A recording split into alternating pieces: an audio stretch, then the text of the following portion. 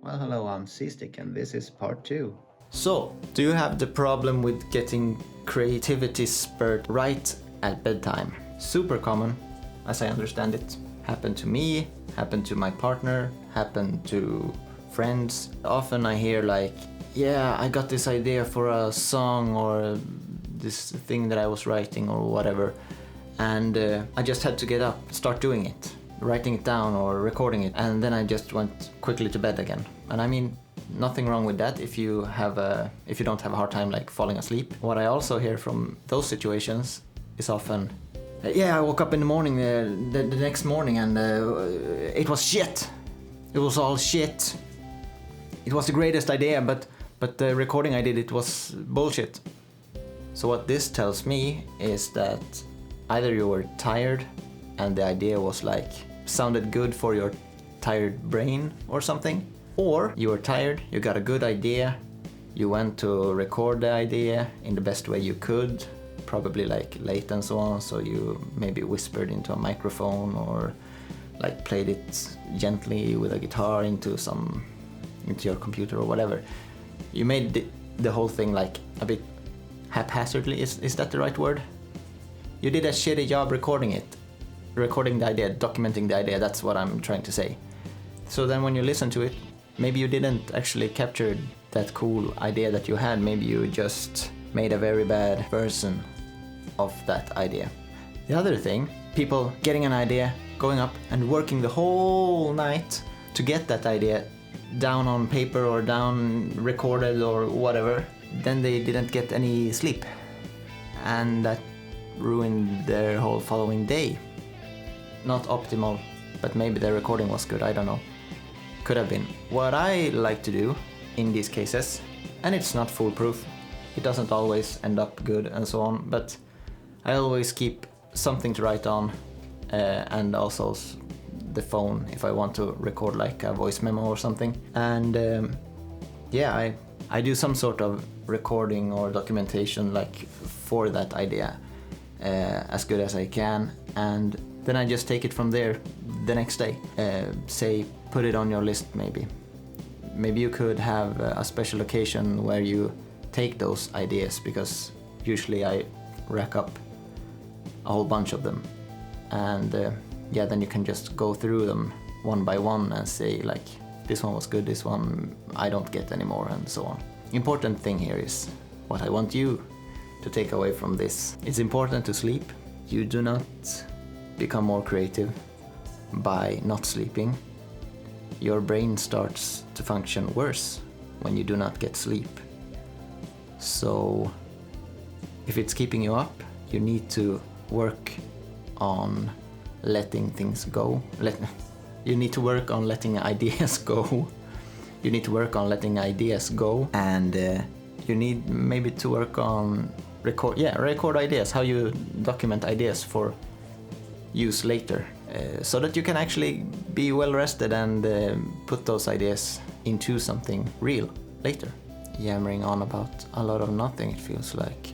Oh yeah, also, if you get ideas, record them and stuff, it might be a good idea to actually put some sort of memo or something out there to actually check on those ideas, because I have forgotten so many of them on my phone, and then when I check them out, most often it's just like, what the hell is this?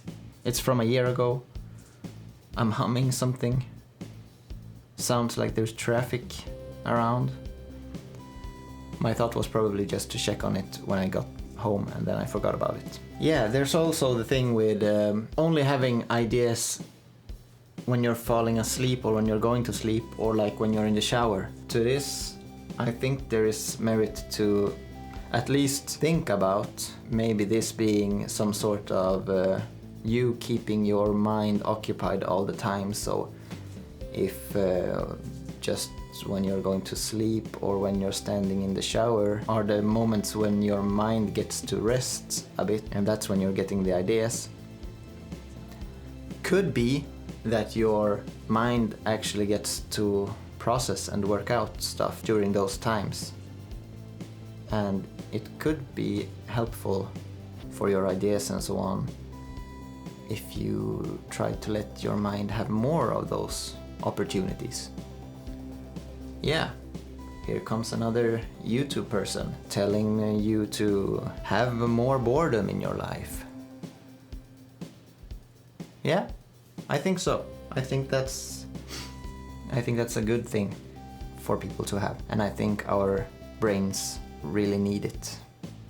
And I know it's hard. My brain poison of choice is actually YouTube, where I will upload this later. And I do find it hard sometimes just to turn it off and not have it on in the background when I do something else or stuff like that.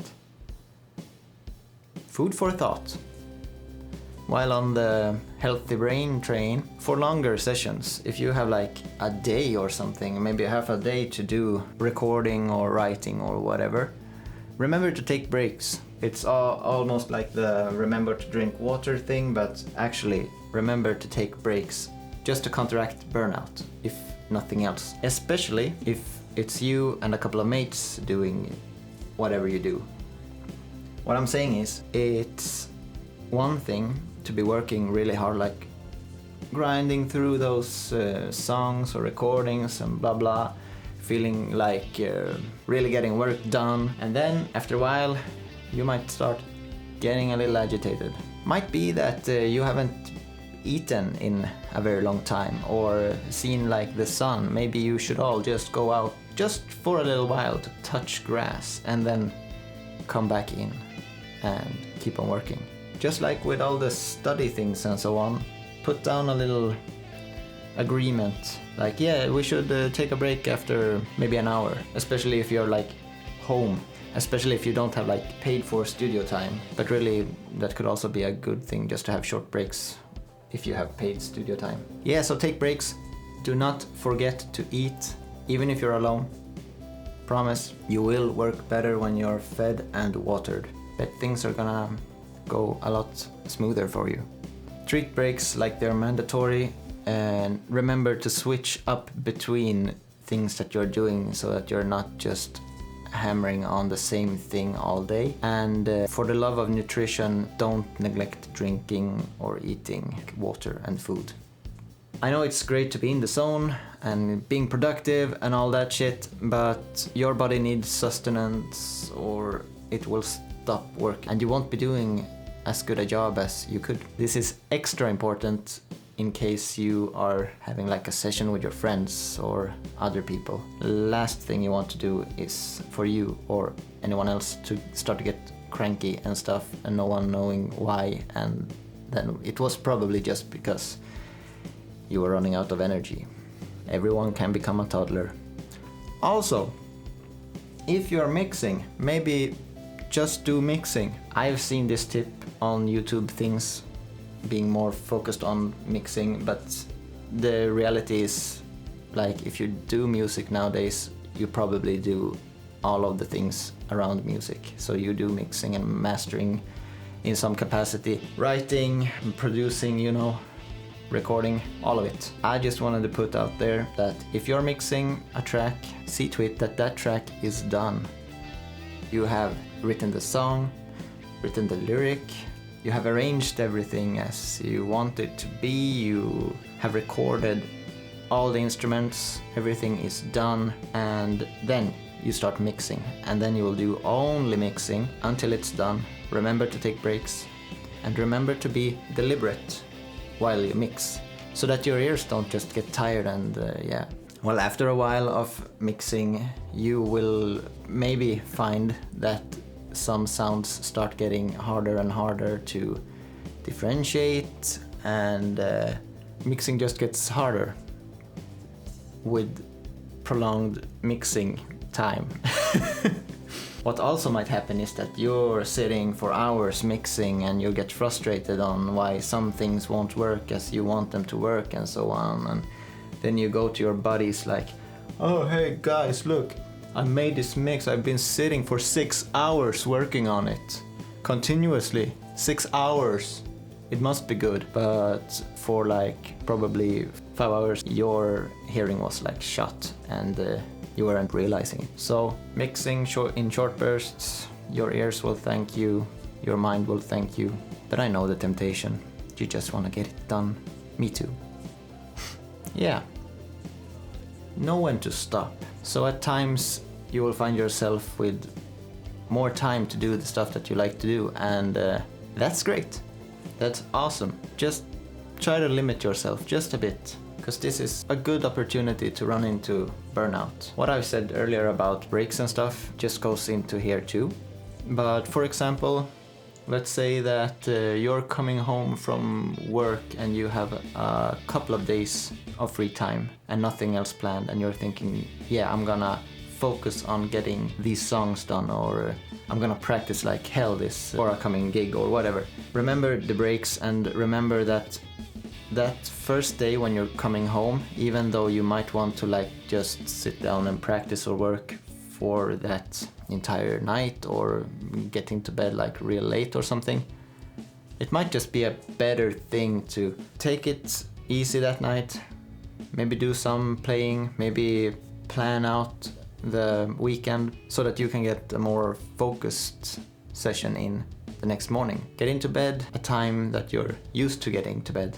Let's say that maybe you wake up for work at between 6 and 8 o'clock. Try to keep those times even on your free time, because your body will probably be somewhat used to waking up by then. So then you have all that time the next day when you're rested and alert to tackle your session. Awesome, right? So yeah, I've been there too. I had like these 12-hour shifts at the post-sorting work, and I remember biking home being so tired I almost didn't know I didn't know which side of the road I should be on. So I almost had like a woman on a bike like meeting me, and I was like, yeah. What I did then was I got home, I put on my guitar, and then I sat there in the early morning. I mean, here we have like sun in the middle of the night, so 6 o'clock in the morning. It was aesthetic as fuck, and I was like practicing looping, and yeah, super cool, super aesthetic, super duper. But did I really get much done? I think not. I think I was just frying my brain, honestly. So we don't want to do that. We don't. We want to rest, and then we want to get stuff done and feel like we can do something with that. Yeah. Uh-oh, battery is running out. So this may or may not seem very thought out by me, but I need to stress that I struggle a lot with keeping these sorts of like guidelines for myself. So saying it out loud here and like documenting it as I try to create a more sustainable creativity for myself, I think that's a good thing. I find that when I actually follow these steps or tips like these, things actually run smoother for me. So you should try them too if you have any problems with these sorts of things. I hope that some of these insights might help you too. If you have any tips for helping to create a more sustainable creative routine, please share them in the comments or link a video or something, and tell me if you have like any thoughts on something that I brought up. Maybe I sounded like a total jackass on one of the things and you want to straighten me out. Do so. I think it's good to be criticized constructively. That's how we grow, right? And yeah, also on some of these things we could go deeper on like talking points and so on, but for now this will do. If you enjoyed this, maybe check out another video of mine on my channel, maybe somewhere here, and subscribe and like so that I know that I'm doing something right. I am C-Stick and I occasionally release music onto the internet, and until then, Kadam på dig!